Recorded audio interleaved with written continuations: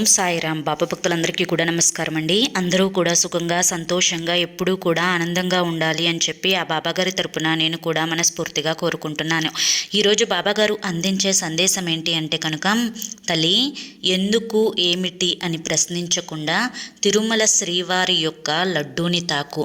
స్వామివారే స్వయంగా నీ కలలోకి వచ్చి నీకున్నటువంటి కష్టాలను బాధలను అన్నింటినీ కూడా తీరుస్తారు అని చెప్పి ఏదో తెలియని సందేశంతో బాబాగారు మన ముందుకు వచ్చారండి. మరి వీడియోలోకి వెళ్లే ముందు చాలామంది కూడా చెప్పుకోలేనటువంటి సమస్యలతోటి సతమతమైపోతూ వాటిని ఎలా తీర్చుకోవాలో తెలియక ఇబ్బంది పడిపోతూ ఉంటున్నారు. అటువంటి వారి కోసం శ్రీ షిరిడి సాయిబాబా ఆశీస్సులతో జ్యోతిష్యం చెప్పబడును గురూజీ శివరామరాజు గారు.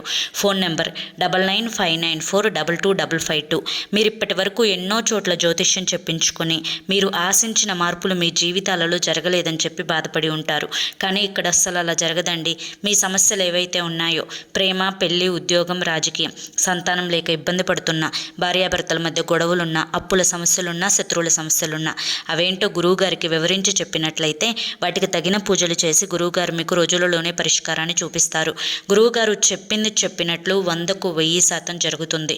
నమ్మకంతో స్క్రీన్ మీద కనిపిస్తున్న నెంబర్కి కాంటాక్ట్ అవ్వండి.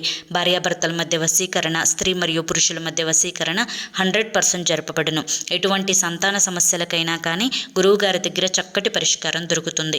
మాకున్నటువంటి ఎన్నో రకాలైనటువంటి సమస్యలను గురువుగారు రోజులలోనే పరిష్కరించారండి. అలాగే మీకున్నటువంటి ఏ సమస్యకైనా కానీ గురువుగారి దగ్గర రోజుల్లోనే పరిష్కారం అనేది దొరుకుతుంది. సమస్యలను పోగొట్టుకోవడానికి ఎన్నో ప్రయత్నాలు చేసి ఉంటారు కదా, ఒకే ఒక్కసారి చివరి ప్రయత్నం అనుకొని గురువుగారి నెంబర్కి కాంటాక్ట్ అవ్వండి. మీకున్నటువంటి ఏ పర్సనల్ సమస్యలకైనా కానీ గురువుగారి దగ్గర రోజుల్లోనే పరిష్కారం అనేది దొరుకుతుంది. ఇక ఆలస్యం చేయకుండా బాబాగారి యొక్క సందేశం ఏంటో తెలుసుకుందాం. తల్లి, నీకు తిరుమల శ్రీవారు అంటే చాలా నమ్మకం ఉంది. అలాగే ఆ యొక్క శ్రీవారి దర్శనం చేసుకుంటే అనేక రకాలైనటువంటి కష్టాల నుంచి కూడా నీకు విముక్తి లభిస్తుంది అని ఒక ఆనందం, ఆసరా ఉంది. అలాగే స్వామివారి యొక్క ప్రసాదం అనేది నీకు అమృతంతో సమానం. ఈరోజు నువ్వు స్వామివారి యొక్క లడ్డూని తాకి నీ మనసులో ఉన్నటువంటి సంకల్పం ఏదైతే ఉందో, ఏదైతే నీ జీవితంలో తీరితే అది కష్టమో, దుఃఖమో, అనారోగ్యమో ఏదైతే ఉందో, నిన్ను బాధిస్తుందో అది తీరితే నా జీవితం ఆనందమయమవుతుంది అని చెప్పి నువ్వు అనుకుంటావో, అటువంటి కష్టం అనేది నీ జీవితం నుంచి పూర్తిగా వెళ్ళిపోతుంది. స్వామివారే స్వయంగా నీ కలలోకి వచ్చి నీకున్నటువంటి కష్టాన్ని తీరుస్తారు. బిడ్డ, ఎప్పుడైనా కానీ నాకు దేవుడు కనిపించడం లేదు, నేను ఎంతోమంది దేవుళ్ళకి పూజలు చేసుకున్నాను, మొక్కుకున్నాను, మొక్కులు తీర్చుకున్నాను అని చెప్పి నువ్వు అనుకుంటూ ఉంటావు. కానీ మనసులో ఎక్కడో ఒక మూలన అసలు భగవంతుడు ఉన్నాడా, ఈ భగవంతుడు ఉంటే ఏ రోజు కంటికి కనిపించడేంటి అని చెప్పి మనసులో ఒక చిన్న మూలన ఈ ప్రశ్న నిన్ను కలిచివేస్తూ ఉంటుంది. అయితే భగవంతుడు ఎప్పుడూ కూడా మనిషికి కనిపించకుండా ఉండటానికి ఆ భగవంతుడు కూడా మనుష్య రూపానే ఉంటారు. ఎప్పుడైతే నీకు కష్టం వస్తుందో, ఆపద వస్తుందో, దుఃఖం వస్తుందో, ఆ కష్టం తీర్చడానికి, ఆ మనోవేదనను తగ్గించడానికి, మనసు ప్రశాంతంగా ఉండేలా చేయడానికి నీకు తోడుగా భగవంతుడు ఎవరో ఒకరిని పంపించి ఆ వేదనను తీర్చే ప్రయత్నం అనేది చేస్తారు. కాబట్టి ఖచ్చితంగా భగవంతుడు ఉన్నారు అని నమ్మిన వారికి భగవంతుడు కలలోనైనా కానీ కనిపించి, అంటే స్వామివారే ప్రత్యక్షంగా నీకు కలలో తన రూపాన కనిపించకపోయినా ఏదో ఒక రూపాన, ఎవరో ఒకరి రూపాన స్వామివారు నీకు దర్శనమిస్తారు. ఆ విధంగా దర్శనమిచ్చినప్పుడు సాక్షాత్తు ఆ శ్రీవారి దర్శనమే నీకు దక్కినట్లుగా భావించి నీకున్నటువంటి సమస్య, కష్టం, అనారోగ్యం, బాధ ఇవన్నీ కూడా స్వామివారికి వివరించి చెప్పు. నువ్వు చెప్పకపోయినా కానీ నీ యొక్క కన్నీటిని చూసి నువ్వు ఏ కష్టంతో బాధపడుతున్నావు, ఏ సమస్యలతోటి బాధపడుతున్నావు అనేది స్వామివారికి పూర్తిగా తెలుసు.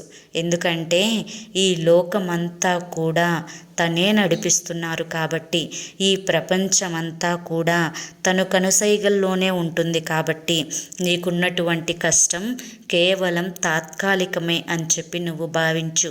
నువ్వు ఏదైతే దుఃఖిస్తున్నావో నీ అనారోగ్య సమస్యలు అనేవి త్వరగానే నీ నుంచి దూరం అవుతాయి అని చెప్పి నమ్మి తీరాలి. ఎందుకంటే మనోధైర్యాన్ని మించిన మందు లేదు. అలాగే మానసికమైనటువంటి సంతోషాన్ని మించినటువంటి గొప్ప ఆయుధం అనేది ఈ ప్రపంచంలో నీకు ఎక్కడా కూడా దొరకదు. నీ సంతోషం నీ చేతుల్లోనే ఉంటుంది. ప్రతి ఒక్క ప్రాణికి ఏదో ఒక రూపాన భగవంతుడు వాటి యొక్క కర్మలని అనుసరించి కష్టాలు, కన్నీరు, బాధలు పెడుతూ ఉంటారు. అలా అని చెప్పి ఈ కష్టాలు, కన్నీరు, బాధలు అనేవి శాశ్వతం అనుకొని భ్రమపడవద్దు. ఎందుకంటే సూర్యుడు వెళ్ళిన వెంటనే చంద్రుడు ఏ విధంగా అయితే వస్తారో, చంద్రుడు ఏ విధంగా వెళ్ళిన వెంటనే సూర్యుడు ఎలా ఉదయిస్తారో, అలాగే ఈ కష్టాలు, సుఖాలు మనిషి యొక్క జీవితంలో ఎల్లప్పుడూ కూడా ఉంటూనే ఉంటాయి. 7 సముద్రాలు దాటని మనిషి ఉండవచ్చేమో, కానీ కన్నీటిని దాటని జీవితం ఉండదు అని చెప్పి నువ్వు గుర్తుంచుకోవాలి. బిడ్డ, నీ కుటుంబంలో అనేక రకాలైనటువంటి సమస్యలు, కష్టాలు, బాధలు నిన్ను అడుగడుగునా కూడా వెంటాడి వేధిస్తున్నాయి. ఎవరిలో మార్పులు రావాలి అని చెప్పి కోరుకుంటున్నావో వారి యొక్క మార్పు అనేది నీకు కనిపించకపోగా, నీవు ఏదైతే వద్దు అనుకుంటున్నావో ఆ ధోరణి ఆ మనిషిలో అమాంతం పెంచుకొని నిన్ను అనేక రకాలుగా మానసిక వేదనకి గురి చేస్తున్నారు. కాబట్టి ఆ యొక్క వేదనకి నువ్వు గురి అవ్వాల్సిన అవసరం లేదు. ఎందుకంటే ఇది కలికాలం.